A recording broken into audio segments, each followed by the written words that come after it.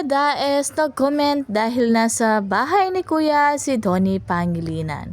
Dahil kilala na ito dati pa. Sabi nga nila, kung nandyan lang si Emilio at Michael, talagang hindi ubusan ng kwento kay Donnie.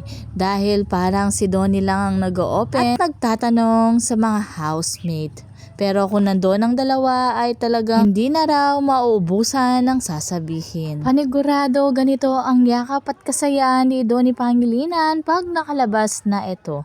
At syempre miss na niya ang kanyang jowa dahil ilang araw din silang walang communication. At may update sa social media si Bel Mariano. Grabe, Koreana ang kanyang ganda. This is the girl I've seen in South Korea weeks ago. She is with another girl and also a man. He is tall and dark. I know I'm not a fan of her, but when I see her in person, literally, wow, she's so pretty. Siya mismo ang nag-confirm na magkasama talaga ang dalawa sa Korea. Yung feeling na bago pumasok si Donnie sa PBB house guest, talagang bumawi muna sa kanyang girlfriend.